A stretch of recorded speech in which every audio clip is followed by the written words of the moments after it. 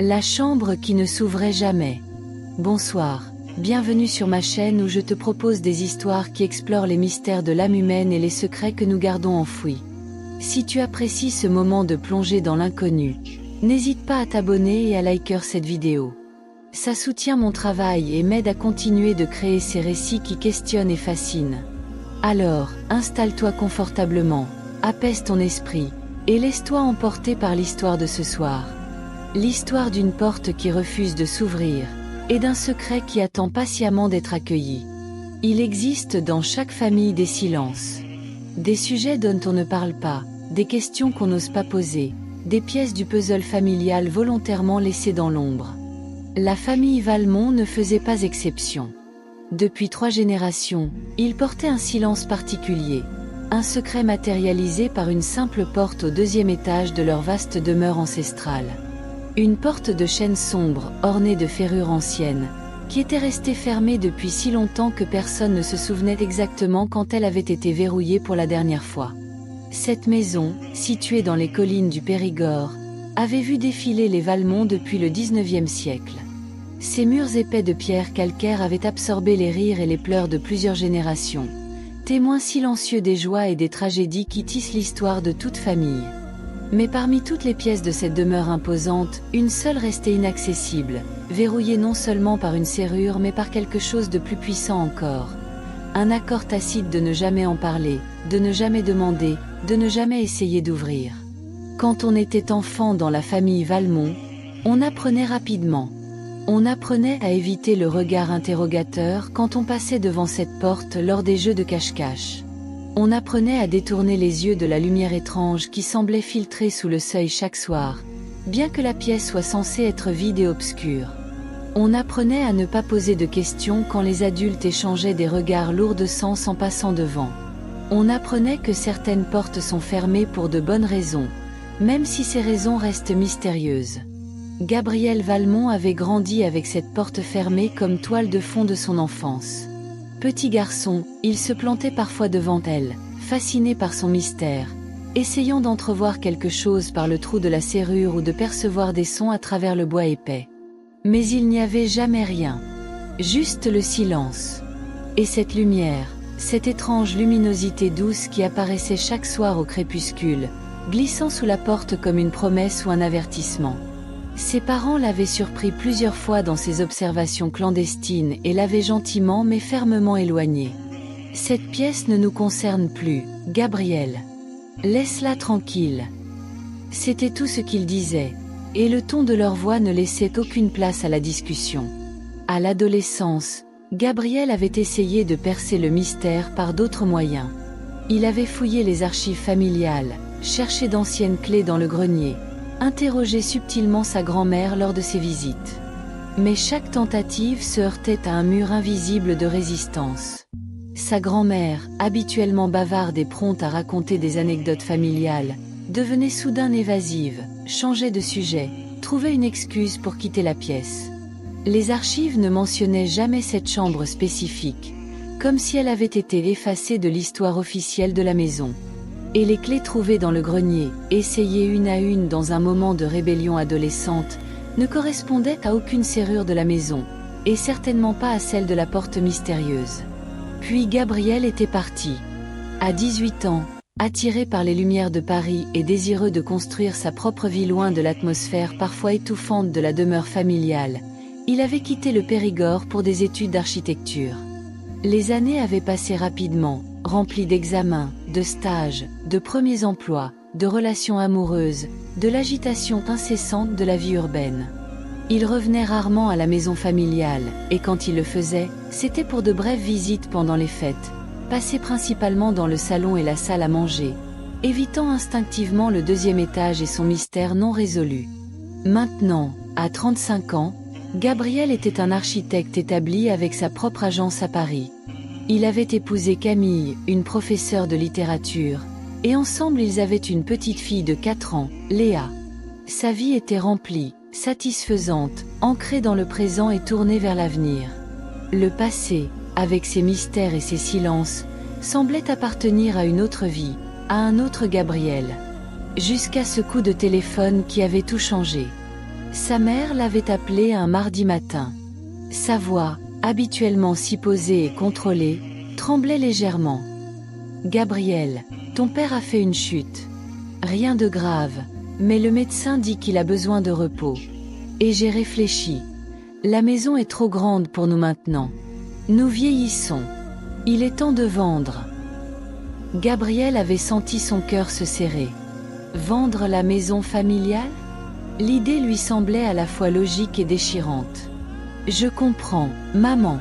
Tu veux que je vienne vous aider à organiser tout ça ?» Un silence au bout de la ligne, puis « Oui. Et Gabriel? Il faudra aussi s'occuper de cette chambre. On ne peut pas la laisser fermée éternellement. Les acheteurs voudront voir toutes les pièces. » Gabriel avait raccroché avec un sentiment étrange au creux de l'estomac. Après toutes ces années, le mystère allait enfin être résolu. Ou plutôt, il allait devoir être confronté. Il expliqua la situation à Camille, qui l'encouragea à y aller. « Tu m'as parlé de cette porte depuis notre première rencontre. Peut-être que c'est le moment de découvrir ce qu'il y a derrière. Et qui sait, peut-être que ce n'est rien, juste une vieille pièce oubliée. » Gabriel voulait le croire, mais quelque chose au fond de lui savait que ce ne serait pas si simple. Le voyage en train jusqu'au Périgord lui donna du temps pour réfléchir. Il regardait le paysage défiler par la fenêtre, les champs verts se transformant progressivement en collines boisées, et des souvenirs remontaient à la surface. Des souvenirs d'enfance, de jeux dans le jardin, de dîners familiaux, de nuits passées à regarder les étoiles depuis la terrasse. Mais entrelacé avec ces souvenirs heureux, il y avait toujours cette présence fantomatique de la porte fermée, comme une note dissonante dans une symphonie par ailleurs harmonieuse. Ses parents l'accueillirent avec leur chaleur habituelle. Son père, bien que visiblement fragilisé par sa chute, gardait son sourire stoïque. Sa mère avait préparé son plat préféré, comme elle le faisait toujours quand il revenait. Ils dînèrent ensemble, parlant de tout et de rien, évitant soigneusement le sujet de la chambre fermée. Mais elle était là, présente dans chaque silence, dans chaque regard évité, comme un invité invisible à table. Ce n'est que le lendemain matin, après le petit déjeuner, que sa mère aborda finalement le sujet. « Gabriel, pour la chambre, nous n'avons jamais trouvé la clé. Ton grand-père l'a fermée il y a très longtemps, et la clé a disparu avec lui. Tu vas probablement devoir faire venir un serrurier pour la forcer. » Gabriel hocha la tête, mais quelque chose dans l'expression de sa mère l'arrêta. Ce n'était pas seulement de la résignation, c'était de la peur? De l'appréhension? « Maman, qu'est-ce qu'il y a dans cette chambre? Pourquoi a-t-elle été fermée ?» Sa mère soupira profondément, ses mains tremblant légèrement autour de sa tasse de café. « Je ne sais pas exactement ce qu'il y a à l'intérieur. Ton grand-père ne nous l'a jamais dit. Mais je sais pourquoi il l'a fermée. C'était la chambre de ton oncle Antoine. » Gabriel fronça les sourcils. « Antoine? Je ne savais pas que papa avait un frère. » Sa mère acquiesça lentement. « Il n'en parle jamais. Antoine était son frère cadet, de 2 ans son Benjamin. Il est mort très jeune, à 16 ans, dans des circonstances difficiles. Un accident, disait-on officiellement. Mais il y avait des murmures, des choses non dites. Ton grand-père, dans son chagrin, a fermé la chambre d'Antoine le jour de l'enterrement et a juré que personne n'y entrerait jamais plus. C'était sa façon de gérer la douleur, je suppose. Et depuis, c'est resté ainsi. Un secret de famille, un deuil qu'on n'a jamais vraiment fait. » Gabriel restait silencieux, absorbant ces informations. Un oncle dont il n'avait jamais entendu parler, mort tragiquement, sa chambre transformée en tombeau scellé. Cela expliquait le silence, l'évitement. Mais cela expliquait-il la lumière sous la porte? « Maman, et cette lumière qu'on voit chaque soir ?» Sa mère détourna le regard. « Je sais. Je l'ai vue toute ma vie. Au début, je pensais que c'était mon imagination, ou un reflet étrange. Mais non, elle est réelle. Je ne peux pas l'expliquer. Personne ne peut. » Ce soir-là, Gabriel se retrouva seul au 2e étage.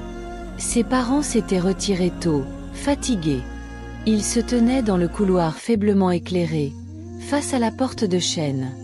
Et comme promis, comme gravé dans ses souvenirs d'enfance, une lumière douce filtrait sous le seuil. Ce n'était pas une lumière électrique, froide et constante. C'était plus doux, plus chaud, presque vivant, pulsant légèrement comme une respiration. Gabriel s'agenouilla, plaça sa main près de la fente sous la porte. Il pouvait sentir quelque chose, pas de la chaleur exactement, mais une énergie, une présence. Il se releva, posa sa main sur la poignée de porte.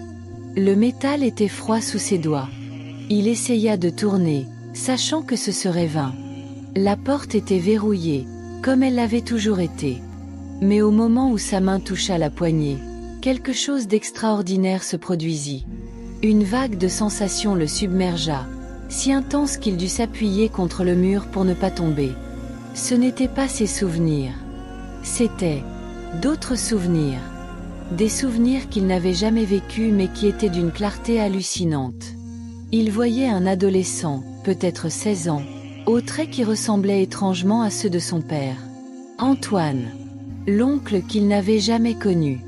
Il le voyait rire, assis sur le lit de cette chambre, entouré de livres et de cahiers. Il écrivait quelque chose, de la poésie peut-être, son visage concentré mais heureux. Puis la scène changeait. Le même garçon, mais plus triste maintenant, regardant par la fenêtre avec une expression de désespoir qui fendait le cœur. Des larmes coulaient sur ses joues. Gabriel sentait sa douleur comme si c'était la sienne propre. Un chagrin si profond qu'il était presque insupportable. D'autres images affluaient, se bousculant dans son esprit comme les pages d'un album photo feuilleté trop rapidement. Antoine avec un autre garçon, leurs mains secrètement enlacées dans le jardin. Antoine cachant des lettres sous son matelas, des lettres d'amour écrites avec une passion déchirante. Antoine face à son père, le grand-père que Gabriel n'avait jamais connu, dont le visage était tordu de colère et de dégoût. Des mots silencieux échangés mais dont l'impact résonnait à travers les décennies. Honte, déshonneur, impossible, jamais. Et puis, l'image finale. Antoine dans cette même chambre, seul, ayant pris une décision irréversible. La tristesse dans ses yeux n'était plus du désespoir mais une sorte de paix résignée. Gabriel vit la lettre laissée sur le bureau, vit Antoine ouvrir la fenêtre, vit. Et puis les images s'arrêtèrent brutalement. Gabriel se retrouva sur le sol du couloir, haletant, des larmes coulant sur son visage sans qu'il s'en soit rendu compte. Il comprenait maintenant. Antoine ne s'était pas simplement éteint d'accident. Il avait choisi de partir, incapable de vivre dans un monde qui rejetait qui il était vraiment. Et sa famille, plutôt que d'affronter cette vérité douloureuse, plutôt que de faire leur deuil ouvertement, avait enfermé le secret derrière une porte verrouillée, espérant que le silence le ferait disparaître. Mais les secrets ne disparaissent jamais. Ils persistent, s'infiltrent, empoisonnent lentement. Cette porte fermée n'avait pas protégé la famille de la douleur, elle l'avait seulement figée, suspendue dans le temps, condamnant chaque génération à porter un poids dont elle ne comprenait même pas l'origine. Gabriel se releva lentement, s'essuya les yeux. Il comprenait maintenant pourquoi il avait toujours ressenti cette lourdeur dans cette maison, pourquoi ses parents semblaient porter une tristesse inexpliquée, pourquoi tant de choses restaient non dites dans la famille Valmont. Il redescendit, trouva ses parents au salon. Son père lisait le journal, sa mère tricotait. Des occupations normales, banales. Mais Gabriel voyait maintenant le poids qu'ils portaient, la tension dans leurs épaules, l'ombre dans leurs regards. Il s'assit en face d'eux, et ils levèrent les yeux, surpris par l'intensité de son expression. « Papa, dit Gabriel doucement, parle-moi d'Antoine. » Le journal tomba des mains de son père. Sa mère arrêta de tricoter. Le silence s'étira, lourd, chargé de décennies de non-dits. Puis, lentement, comme une digue qui cède enfin, son père commença à parler. Sa voix était rauque, brisée par l'émotion. Antoine était mon petit frère. Il était brillant, sensible, drôle. Je l'adorais. Il s'arrêta, déglutit avec difficulté. Il était différent. À une époque où être différent était considéré comme une honte. Il aimait quelqu'un, un garçon du village. Mon père l'a découvert. Il y a eu une confrontation terrible. Des mots ont été dits, des mots qu'on ne peut jamais reprendre. Et Antoine, il n'a pas pu supporter le poids du rejet, de la condamnation. Il a choisi de partir. Les larmes coulaient maintenant librement sur le visage de son père, un homme que Gabriel n'avait jamais vu pleurer auparavant. J'avais 18 ans. J'aurais dû le défendre. J'aurais dû lui dire que je l'aimais quoi qu'il arrive. Mais j'étais lâche. J'ai eu peur du jugement de mon père, de la honte familiale. Je suis resté silencieux. Et le lendemain, il était parti. Mon père a fermé la chambre, a interdit qu'on prononce son nom, a transformé sa mort en accident aux yeux du village. Il a emporté le secret dans sa tombe. Et moi, j'ai porté ma culpabilité toute ma vie. Gabriel se leva, prit son père dans ses bras, un geste rare entre eux. Papa, tu étais jeune. Tu n'es pas responsable. Mais son père secoua la tête. Peut-être. Mais j'aurais pu faire différemment. J'aurais pu honorer sa mémoire plutôt que de l'enterrer avec lui. J'aurais pu parler de lui à mes enfants, à mes petits-enfants. Au lieu de ça, j'ai perpétué le silence. Et ce silence a empoisonné notre famille pendant 3 générations. Cette nuit-là, Gabriel ne put dormir. Il retourna au 2e étage, se planta à nouveau devant la porte fermée. La lumière était toujours là, peut-être même plus intense. Il s'assit par terre, le dos contre le mur opposé, regardant la porte. « Antoine » murmura-t-il dans le silence. « Je suis Gabriel, ton neveu. Je ne t'ai jamais connu, mais je te connais maintenant. Je connais ta douleur, ton secret, ta vérité. Et je veux que tu saches quelque chose. Tu n'as rien fait de mal. Tu n'avais pas à avoir honte. C'est le monde qui avait tort, pas toi. » Les mots coulaient de lui, librement, comme s'il les avait retenus toute sa vie sans le savoir. « Je suis désolé que personne ne t'ait dit ça de ton vivant. Je suis désolé que tu te sois senti si seul, si rejeté. Mais je te le dis maintenant. Tu étais digne d'amour. Tu es digne d'être rappelé, honoré, pleuré ouvertement. Ta vie comptait. Ton amour comptait. Ta douleur comptait. » Gabriel sentait les larmes couler, mais il continuait. « Je te promets quelque chose. Ton histoire ne sera plus un secret. Je la raconterai à ma fille. Je m'assurerai que tu ne sois pas oublié, pas effacé. Tu fais partie de notre famille, de notre histoire. Et tu y as ta place. » Alors qu'il prononçait ces mots, quelque chose de remarquable se produisit. La lumière sous la porte, qui avait brillé constamment pendant des décennies, commença à s'intensifier. Elle devint plus brillante, presque aveuglante, remplissant le couloir d'une lumière dorée et chaude. Gabriel ferma instinctivement les yeux, mais même à travers ses paupières closes, il pouvait voir la luminosité. Et avec la lumière, il sentit une présence, quelque chose de doux, de reconnaissant, de libéré. Puis, aussi progressivement qu'elle s'était intensifiée, la lumière commença à s'estomper. Pas brusquement, mais comme une bougie qu'on souffle doucement. Gabriel ouvrit les yeux. La lumière sous la porte diminuait, jusqu'à ce qu'elle ne soit plus qu'une faible lueur, puis un simple fil, puis rien. Pour la première fois depuis des décennies, la porte était sombre. Complètement, totalement sombre. Gabriel resta assis là jusqu'à l'aube, dans un état de paix profonde qu'il n'avait jamais ressenti auparavant. Quelque chose s'était libéré, pas seulement pour Antoine, mais pour toute la famille. Le poids qu'il avait toujours porté sans comprendre son origine, cette lourdeur inexpliquée qui semblait faire partie de l'ADN familial, avait disparu. Il se sentait léger, comme si des chaînes invisibles venaient de tomber.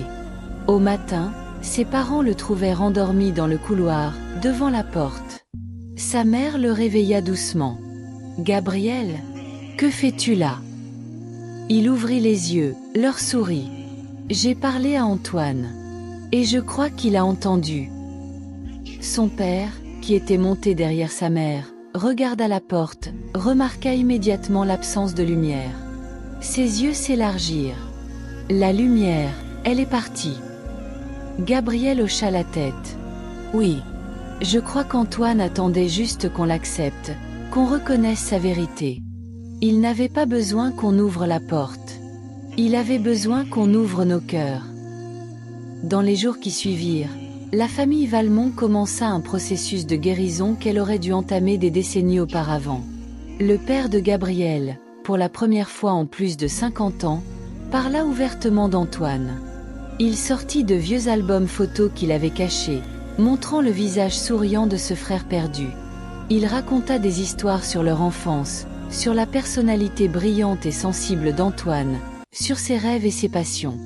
Et en racontant, il pleurait, libérant enfin un chagrin trop longtemps contenu. Gabriel appela Camille, lui raconta tout. Elle écouta avec compassion, puis dit quelque chose qui le frappa profondément. « Tu sais, les secrets familiaux se transmettent même quand on ne les connaît pas consciemment. Ils créent des patterns, des peurs inexpliquées, des silences qui se répètent de génération en génération. En brisant ce silence, tu as libéré non seulement Antoine et ton père, mais aussi toi-même, et Léa, et toutes les générations à venir. » Quant à la porte elle-même, elle resta fermée. Pas par peur ou par évitement cette fois, mais par choix conscient. Gabriel et ses parents décidèrent qu'ils n'avaient finalement pas besoin de l'ouvrir physiquement. La vraie ouverture avait eu lieu à l'intérieur, dans leur cœur, dans leur capacité à enfin affronter et accepter le passé. Quand la maison fut mise en vente, Gabriel expliqua honnêtement aux acheteurs potentiels qu'il y avait une pièce fermée dont la clé était perdue. La plupart s'en désintéressèrent, mais finalement, une famille acheta la propriété, intriguée plutôt que rebutée par ce mystère. « Si un jour vous décidez de forcer la serrure, » dit Gabriel au nouveau propriétaire lors de la signature, « sachez que cette pièce porte une histoire. Une histoire de douleur, mais aussi de libération. Traitez-la avec respect. » L'homme hocha la tête, semblant comprendre qu'il y avait là plus qu'une simple chambre fermée. Des mois plus tard, Gabriel reçut une lettre de cet homme. « Cher monsieur Valmont, je voulais vous informer que nous avons finalement ouvert la chambre. Un serrurier est venu, et la porte a cédé facilement, comme si elle n'attendait que le bon moment. À l'intérieur, nous avons trouvé une chambre figée dans le temps, préservée comme si son occupant venait juste de sortir. Des livres, des cahiers remplis de poésie magnifique, des lettres d'amour jamais envoyées. Nous avons tout conservé précieusement. J'ai pris la liberté de faire numériser la poésie. Je vous l'envoie en pièces jointes, pensant que vous voudriez peut-être la conserver. Votre oncle était un écrivain doué. Son œuvre mérite d'être préservée. » Gabriel ouvrit les fichiers joints avec des mains tremblantes. Page après page de vers sensibles, profonds, douloureux mais beaux. La voix d'Antoine, silencieuse pendant si longtemps, parlait enfin. Il lut toute la nuit, découvrant cet oncle qu'il n'avait jamais connu à travers ses propres mots. Et il pleura, mais c'étaient des larmes de gratitude maintenant, pas de douleur. Il fit imprimer les poèmes dans un petit recueil relié. Sur la couverture, il fit graver « Antoine Valmont, 1952 à 1968, une voix retrouvée ». Il en donna des exemplaires à son père, qui le lut avec des larmes silencieuses coulant sur ses joues ridées. Il en donna un à sa mère, qui le posa sur sa table de chevet et le relisait souvent. Et il en garda un pour Léa, pour quand elle serait assez grande pour comprendre. Un soir, alors que Léa avait presque 6 ans, elle grimpa sur les genoux de Gabriel et demanda « Papa, c'est quoi ce livre que tu regardes souvent ?» Gabriel prit une grande respiration. Il était temps. C'est le livre de poésie de ton grand-oncle Antoine. Il est mort bien avant ta naissance, et pendant longtemps, personne ne parlait de lui. Mais maintenant, on se souvient. Et je veux que tu te souviennes aussi. Léa toucha la couverture avec révérence. Il était gentil. Gabriel sourit. Oui, très gentil. Et très courageux, à sa façon. Il a aimé quelqu'un que le monde lui disait qu'il ne devait pas aimer. Mais l'amour, Léa, c'est toujours beau, peu importe qui on aime. Léa hocha la tête avec le sérieux des enfants. Tu me liras ces poèmes quand je serai plus grande. Oui, ma chérie. Je te les lirai. Et je te raconterai son histoire. Parce que c'est important de se souvenir, même des parties tristes de notre histoire familiale. C'est comme ça qu'on apprend, qu'on grandit, qu'on devient meilleur. Les années passèrent. Gabriel ne retourna jamais dans la maison de son enfance, maintenant habitée par une autre famille. Mais il portait la leçon de la chambre fermée partout avec lui. Il apprit à ne pas enfouir les choses difficiles, à ne pas créer de secrets qui empoisonneraient les générations futures. Quand des conflits surgissaient dans sa propre famille, il les affrontait ouvertement, avec amour mais avec honnêteté. Il créait un héritage différent pour Léa, un héritage de transparence et d'acceptation. Son père, libéré du fardeau de son silence, vécut ces dernières années avec une paix qu'il n'avait jamais connue. Sur son lit de mort, il tint la main de Gabriel et murmura « Merci d'avoir ouvert la porte. Pas celle en bois, mais celle de mon cœur. Je vais pouvoir retrouver Antoine maintenant, et lui dire enfin tout ce que j'aurais dû lui dire il y a si longtemps. » Il mourut avec un sourire, et Gabriel savait que c'était un sourire de retrouvailles, pas de fin. Un jour, alors que Léa était devenue une jeune femme, elle vint voir Gabriel avec une question. « Papa, tu te souviens de l'histoire d'Antoine ? J'ai écrit une pièce de théâtre basée sur sa vie, sur son amour, sur sa tragédie. Je veux la monter. Mais je voulais d'abord ta permission. » Gabriel lut le manuscrit, et fut bouleversé par la sensibilité et la compréhension que sa fille avait apportée à l'histoire. « Oui, dit-il, la voix épaisse d'émotion. Oui, fais-le. C'est exactement ce qu'Antoine aurait voulu. Que son histoire soit racontée, que son amour soit célébré, que sa vie compte. » La pièce fut montée dans un petit théâtre parisien. Gabriel y assista avec Camille, maintenant des cheveux gris dans ses cheveux. Alors qu'il regardait l'acteur incarner Antoine, dire ses propres mots, vivre son histoire devant un public attentif, Gabriel sentit quelque chose se fermer en lui. Un cycle achevé. Un secret transformé en article. Une douleur devenue beauté. Ce qui avait été enfermé pendant des décennies dans une chambre sombre brillait maintenant sous les projecteurs, offert au monde, transformé en quelque chose qui pouvait toucher, enseigner, inspirer. Après la représentation, une jeune femme s'approcha de Gabriel. « Monsieur Valmont, je voulais vous remercier. L'histoire d'Antoine, elle m'a profondément touchée. J'ai moi aussi des secrets dans ma famille, des choses qu'on ne dit pas. Voir cette pièce m'a donné le courage de commencer à en parler. Vous avez transformé une tragédie familiale en quelque chose de beau et d'important. Merci. » Gabriel serra sa main, ému. « Ce n'est pas moi qu'il faut remercier. C'est Antoine. Il nous a tous enseigné que ce qu'on enferme ne disparaît jamais, mais qu'il peut nous libérer le jour où on choisit de l'accepter. » Cette nuit-là, dans son appartement parisien, Gabriel sortit son propre exemplaire du recueil de poèmes d'Antoine. Il l'ouvrit à une page au hasard et lut « Les portes que nous fermons ne protègent pas nos secrets, elles les emprisonnent. Et nous devenons geôliers de nos propres vérités, enfermés à l'extérieur de nous-mêmes. » Antoine avait écrit ces mots à 16 ans, un an avant sa mort. Comme s'il savait déjà ce qui allait arriver, comme s'il laissait un message pour le futur. Gabriel ferma le livre, le tint contre son cœur. « Tu as raison, Antoine.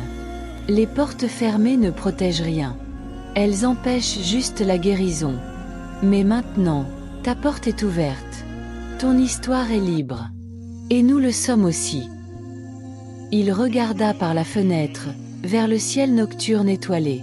Quelque part là-haut, ou peut-être nulle part et partout à la fois, il sentait qu'Antoine souriait enfin, libéré non par l'oubli mais par le souvenir, non par le silence mais par la parole, non par le rejet mais par l'acceptation. La chambre qui ne s'ouvrait jamais avait finalement accompli son but.